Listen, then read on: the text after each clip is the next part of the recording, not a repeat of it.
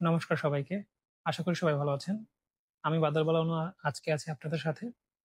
আপনারা সবাই অবগত আছেন মেবি গত ২১শে জুলাই ৪৯তম বিসিএস এর সার্কুলার প্রকাশিত হয়েছে। তো আপনারা যারা এই বিসিএস এ অংশগ্রহণ করতে চাচ্ছেন, অর্থাৎ যারা অ্যাপ্লিকেশন করতে চাচ্ছেন, তাদের জন্য আজকের এই ভিডিওটি। আমি আজকের ভিডিওতে দেখাবো আপনারা সম্পূর্ণ নির্ভুলভাবে A to Z কিভাবে আপনারা এই আবেদন প্রক্রিয়া সম্পন্ন করবেন, সেটাই আজকের ভিডিওতে আমি দেখানোর চেষ্টা করব। তো চলুন ভিডিওর মূল পর্যায়ে যাওয়া যাক।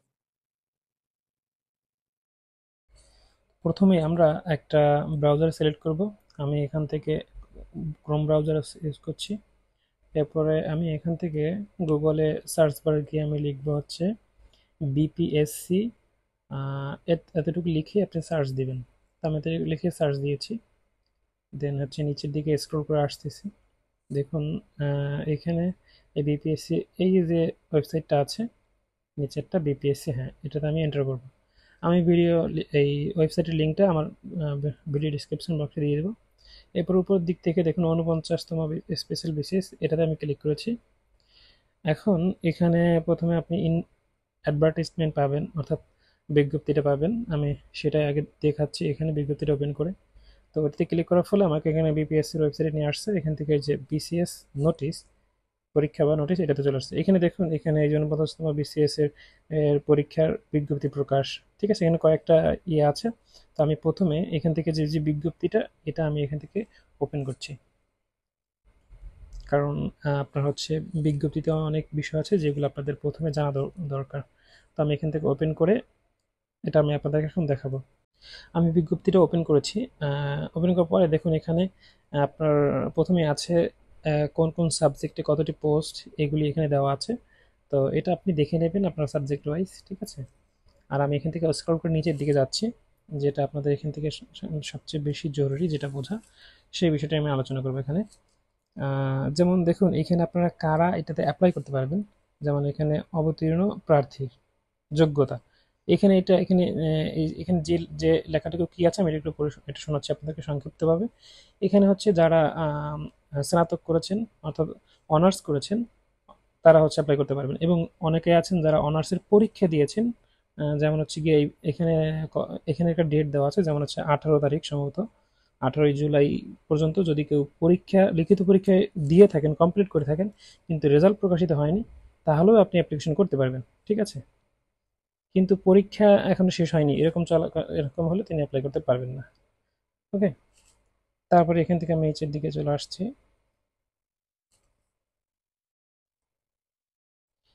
এখানে আপনার হচ্ছে অ্যাপ্লিকেশনের এখানে কি কি আপনি যে 200 মার্কসের পরীক্ষা হবে, এমসিকিউ পরীক্ষা বা লিখিত পরীক্ষা, সেখানে কোন কোন সাবজেক্ট আছে, যেমন হচ্ছে বাংলায় থাকবে 20 মার্কস, ইংরেজিতে 20 মার্কস, তারপর হচ্ছে বাংলাদেশ বিষয়াবলিতে 20 মার্কস, তারপরে আন্তর্জাতিক বিষয়াবলিতে 20 মার্কস, এরকম করে হচ্ছে আপনার তারপরে মানসিক দক্ষতা ও গাণিতিক যুক্তিতে 10 10 করে 20 মার্কস, ঠিক আছে। এরপরে আপনার সাবজেক্টিভ, অর্থাৎ আপনি অনার্সে যে সাবজেক্টে করছেন সেটাতে 100 মার্কস। ওকে, এরপর এখানে একটা দেখুন আপনার প্রার্থীর একটা ন্যূনতম উচ্চতা, তারপর হচ্ছে ওয়েট, এটা আছে। যেমন পুরুষের ক্ষেত্রে 152 দশমিক সামথিং, মানে 40 সেন্টিমিটার। আর ওজন হচ্ছে 49 দশমিক, মিনিমাম এতটুকু। আর মেয়েদের ক্ষেত্রে তো দেওয়া আছে এখানে, এটা আপনারা দেখবেন। ওকে, তো আমি সার্কুলার আর বিস্তারিত যাচ্ছি না, কারণ ভিডিওটি লেন্দি হয়ে যাবে। তো আমি সার্কুলার অ্যাপ্লিকেশন প্রসেসের দিকে চলে যাচ্ছি। আপনার যদি কোনো জায়গায় বুঝতে অসুবিধা হয় তাহলে অবশ্যই কমেন্ট করে জানাবেন। তো প্রথমে আমি এখানে এসএসসি থেকে এখানে আমার বোর্ডটা সিলেক্ট করলাম। আমি ঢাকা বোর্ডে, যেহেতু আমি ঢাকা বোর্ড সিলেক্ট করেছি। তারপর হচ্ছে এখান থেকে আমি এসএসসি রোল সিলেক্ট এখানে দিয়ে দেবো, এবং এসএসসি রেজিস্ট্রেশন নাম্বারটা দিয়ে দেবো। তার পরবর্তী অপশন হচ্ছে এসএসসি ইয়ার, মানে পাসিং ইয়ার, আমি কত সালে পাস করেছি সেটার এখানে এটা দিয়ে দেবো, আপনি আপনারটা দিবেন। আর তারপর দেখুন এখানে 3টা অপশন দেখাচ্ছে, বাট এখানে একটাই আপনি সিলেক্ট করতে পারবেন। ওকে, যেমন কারণ হচ্ছে কি জেনারেল ক্যাডার তো এখানে নেই, আর হচ্ছে গিয়ে বোথ ক্যাডারও এখানে আপনি চয়েস করতে পারবেন না। ওইটা কারণ এটা হচ্ছে বিসিএস, ঠিক আছে। এখানে জাস্ট হচ্ছে সাবজেক্টিভ ওয়াইজ আপনারা এখানে অ্যাপ্লাই করতে পারবেন।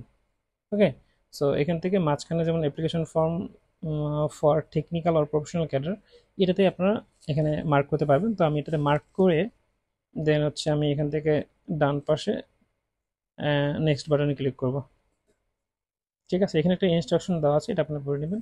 সো আমি এখান থেকে নেক্সট বাটনে ক্লিক করে আমি পরবর্তী ধাপে যাচ্ছি। পরবর্তী ধাপে আসার পরে এখানে আপনার ফাদার্স নেম, মাদার্স নেম এটা অটোমেটিক্যালি চলে আসবে। আপনি এখান থেকে কি করবেন, ডেট অফ বার্থ, তারপর মান্থ, এই মানে টোটাল এই জিনিসটা দিবেন। তারপর হচ্ছে জেন্ডার, এগুলো আমি স্কিপ করে এগুলো আমি পূরণ করে দিচ্ছি। ঠিক আছে, এখানে আপনার এমপ্লয়মেন্ট স্ট্যাটাসে আপনি যদি কোনো সরকারি কোথাও জব করে থাকেন তাহলে এমপ্লয়েড দিবেন বা সেই ডিপার্টমেন্টাল দিবেন। যেহেতু আমি কোথাও জব করছি এই জন্য আমি নট এমপ্লয়েড দিচ্ছি। এবং কোটাতে আমার যদি কোনো কোটা নেই সেহেতু আমি এখান থেকে নন কোটা সিলেক্ট করব।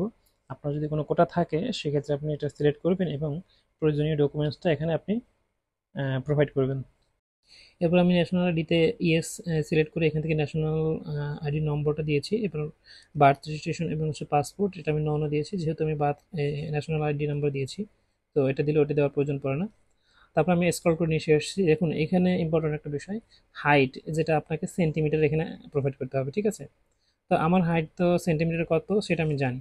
ঠিক আছে, তো আপনি যদি এটা না জেনে থাকেন তাহলে সেটা কিভাবে আপনি এটাকে এখান থেকে এনশিওর হবেন, আমি সেটা একটা পদ্ধতি দেখাচ্ছি। তো আমি আমারটা দিয়ে দেখাচ্ছি। তো এখান থেকে আপনি ওই আর একটা নতুন উইন্ডো ওপেন করে আপনি এখান থেকে সার্চ করবেন হচ্ছে এখানে অনলাইনেই FT2 সেন্টিমিটার, অর্থাৎ হচ্ছে ফুট টু সেন্টিমিটার। ঠিক আছে, FT2 সেন্টিমিটার লিখে আমি সার্চ করলে এখানে দেখবো একটা এই যে নতুন একটা পেজ ওপেন হয়ে গেছে, এটা গুগলের একটা সার্ভিস। তো আমি এখানে এই যে যেখানে ওয়ান দেওয়া আছে এখানে আমি আমার হচ্ছে গিয়ে যে হাইটটা আমি যেটা জানি ফুটে, ধরুন হচ্ছে আমার হাইট হচ্ছে 5 ফুট 3 ইঞ্চি। ওকে, তো আমি 5 ফুট 3 অর্থাৎ 5.3 লিখেছি। এটা আমি এখানে দেখতে পাচ্ছি সেন্টিমিটারে কত হয়। তো আপনি আপনারটা এটা এখানে বসিয়ে দেবেন, দেন হচ্ছে এখান থেকে আপনি সেন্টিমিটারের ওইটা এখান থেকে পাবেন। তো আমি 161.544 এটা আছে, আমি এখান থেকে 161 দিয়ে দিচ্ছি সেন্টিমিটারে।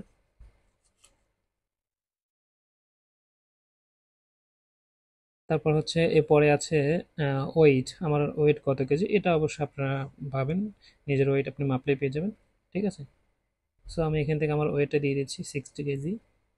দেন এখানে যে চেস্টের বা বুকের মাপ চেয়েছে, এখানে যে বুকের মাপটা আছে এখানে এটা আপনারা প্রোভাইড করে দেবেন এই আগের প্রসেসর। এখানে গিয়ে এখানে সেন্টিমিটার যেহেতু আছে তো বুকের মাপটা অ্যাকচুয়ালি ফুটে যায় না, কারণ অতটা হয় না, এই জন্য এটা এখান থেকে ইঞ্চিতে হয়।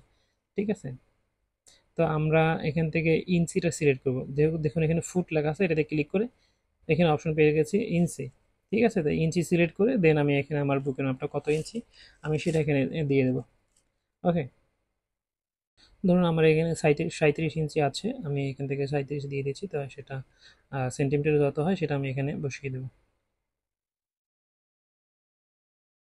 তারপরে নিচে এখানে প্রেজেন্ট অ্যাড্রেস আর পার্মানেন্ট অ্যাড্রেস বসাতে হবে। এখানে কাইন্ডলি খেয়াল রাখতে হবে এবং গুরুত্বপূর্ণতার সহিত পূরণ করতে হবে, কারণ এই অ্যাড্রেসটা খুবই গুরুত্বপূর্ণ। সো আমি আমার এখানে অ্যাড্রেসটা প্রথমে কেয়ার অফে হচ্ছে আমার গার্জিয়ানের নাম দিয়েছি। তারপর হচ্ছে ভিলেজ টাউন, এটা আমি এখানে সম্পূর্ণ অ্যাড্রেসটাই দিয়ে দিচ্ছি, শুধু গ্রামের নাম দিলেও হয়, সমস্যা নেই। তারপর হচ্ছে ডিস্ট্রিক্ট সিলেক্ট করছি আমার এখান থেকে আমি পর্যায়ক্রমে। তারপর হচ্ছে উপজেলা আমার, তারপর পোস্ট অফিস এর নেম, তারপরে পোস্ট অফিসের যে কোড এটা সিলেক্ট করছি। আপনারা আপনাদের মতো করে এটা দিয়ে নেবেন, আশা করি পারবেন। তারপরে এখানে আপনার কন্ট্যাক্ট নাম্বারটা দিবেন, এটা খুবই গুরুত্বপূর্ণ যাতে কন্ট্যাক্ট নাম্বারটা ভুল না হয়, কারণ এটাতে আপনার এসএমএস যাবে। তো আমি আমার কন্ট্যাক্ট নাম্বারটা 2বার এখানে টাইপ করেছি আর পরে মিলিয়ে নিয়েছি। এরপরে এক্সাম সেন্টার এখানে অবশ্যই ঢাকাতে দিতে হবে। তারপরে এখানে নিচে টিক মার্কে ক্লিক করে আমি নেক্সটে যাব। আমার মেবি এখানে এনআইডি নাম্বার এখানে পূরণ করা হয়নি, এটা আমি পুনরায় পূরণ করছি। ঠিক আছে, পুনরায় পূরণ করে আমি নেক্সটে ক্লিক করেছি। ওকে, তো পরবর্তী ধাপে এখানে আমাকে আমার এসএসসির সব ইনফরমেশনগুলো শো করছে এখানে, আর আমাকে এখানে এইচএসসি থেকেই পূরণ করতে হবে। তো প্রথমে আমি হচ্ছে আমার এইচএসসির এক্সামিনেশন সিলেক্ট করেছি।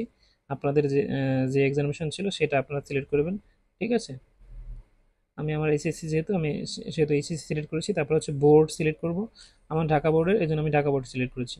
তারপর হচ্ছে রোল নাম্বার, রেজাল্ট, এগুলো আমি স্কিপ করে এখানে পূরণ করে দিয়ে দিয়েছি। পরবর্তীতে হচ্ছে আমার এখানে গ্রাজুয়েশন অর্থাৎ স্নাতকের যে ইনফরমেশন এটা দিচ্ছি। এক্সামিনেশনের হচ্ছে আমার এখানে আমি যেহেতু অনার্স করেছি এই জন্য আমি অনার্স সিলেক্ট করছি। যদি আপনারা অনার্স বা অন্য কোনো কমপ্লিট করে থাকেন আর সেটা যদি এখানে অপশনে না থাকে তাহলে অদার সিলেক্ট করবেন। ঠিক আছে, এরপরে নিচে থেকে আমি আমার সাবজেক্ট সিলেক্ট করছি, যে এখানে আপনার সাবজেক্ট পেয়ে যাবেন। ঠিক আছে, আমি আমার সাবজেক্ট এখান থেকে সিলেক্ট করছি। আমার সাবজেক্ট হচ্ছে ফিজিক্স এবং এখানে আপনার সাবজেক্ট কোডটাও শো করবে। আমি সাবজেক্ট সিলেক্ট করেছি, এরপর আমার এখান থেকে রেজাল্টটা প্রোভাইড করছি এবং পর্যায়ক্রমে আমি বাকি সব ইনফরমেশনগুলো দিয়ে দিচ্ছি। আপনি আপনার মতো করে সবগুলো দিয়ে দেবেন যাতে কোথাও ভুল না হয়। ঠিক আছে, এরপরে দেখুন নিচের দিকে তিনটা অপশন আছে, যেমন এখানে লেখা আছে ডবল স্টার, তারপরে অপশনাল। অপশনাল কি, এখানে তিনটা, স্টুডেন্ট আইডি, সেশন আর হচ্ছে রোল নাম্বার। আপনি চাইলে এটা দিতেও পারেন, নাও দিতে পারেন, কোনো সমস্যা নেই। ঠিক আছে, তা আমি প্রোভাইড করে দিচ্ছি স্টুডেন্ট আইডি এবং সেশন নাম্বারটা। ওকে, দেন এর পরবর্তী নিচে হচ্ছে আপনারা যদি মাস্টার্স করে থাকেন, স্নাতকোত্তর, তাহলে এটাতে টিক মার্ক করে দিন আপনার মাস্টার্সের ইনফরমেশন এখানে প্রোভাইড করবেন। ঠিক আছে, আমি আমি নিচের দিকে চলে যাচ্ছি, যেহেতু আমার মাস্টার্স এখনো কমপ্লিট হয়নি। ওকে, নিচের দিকে এসে এখানে দেখুন সাবজেক্ট, এই সিলেক্ট ওয়ান এটাতে ক্লিক করবেন। ঠিক আছে, ক্লিক করলে আপনার হচ্ছে এখান থেকে আপনি আপনার যে সাবজেক্টটা সেটা এখানে অপশন পেয়ে যাবেন, এটা আপনি টিক মার্ক করে দেন নিচে এই টিক মার্ক বক্সে ক্লিক করে আপনি নেক্সটে চলে আসবেন। নেক্সট আসলে আপনি এরকম একটা চিত্র পাবেন। এখানে জেনারেল যে বিসিএস এর অ্যাপ্লিকেশনের থেকে এটা খুবই ঝামেলামুক্ত, কারণ এখানে এতগুলি সাবজেক্ট থাকে না। ঠিক আছে, শুধু একটাই, যেহেতু বিসিএস আপনার, এই জন্য জেনারেল যেটা আছে এটাতে আমি সিলেক্ট করে দেন অ্যাড অপশনে ক্লিক করলাম, এটা নিচের ধাপে চলে আসছে। ওকে, এখন কিছু করার নেই, এখানে নিচে এসে এই সিলেক্ট ক্যাডার অপশন হচ্ছে আমি টিক মার্ক করে দেন নেক্সটে চলে যাব। নেক্সট এখানে আসার পরে আমার এখানে যাবতীয় সব ইনফরমেশন এখানে আমাকে দেখাচ্ছে, এটা মিলিয়ে নেব আমি আবার, যাতে কোনো ভুল হয়েছে কিনা। যদি মনে হয় যে কোথাও ভুল হয়েছে তাহলে এডিট পার্সোনাল ইনফরমেশনে এটাতে ক্লিক করে পুনরায় আমি এডিট করতে পারবো। ঠিক আছে, তো আমার যদি কোনো ভুল নেই, তো আমি নিচের দিকে চলে আসছি। এরপরে আমি আবার নিচে এসে এসএসসি এইচএসসি এবং অনার্সের যে ইনফরমেশন দিয়েছি সেটাও আমি চেক করে নেব, ভুল ভুল আছে কিনা কোথাও থাকলে আমি এখান থেকে আবারও এডুকেশনাল কোয়ালিফিকেশনসে ক্লিক করে এডিট করে নিব। ওকে, তারপর আমি এখান থেকে একেবারে নিচের দিকে চলে আসব। নিচের দিকে এসে আমি এখান থেকে দেখবো হচ্ছে গিয়ে আমাকে ফটোস এবং সিগনেচার দিতে হবে, যেখানে একটা রিকোয়ারমেন্ট আছে। ফটোস হচ্ছে 300x300 পিক্সেল এবং সাইজ হচ্ছে 100 কেবি, এবং সিগনেচার হচ্ছে 300x80 এবং সাইজ হচ্ছে 60 কেবি।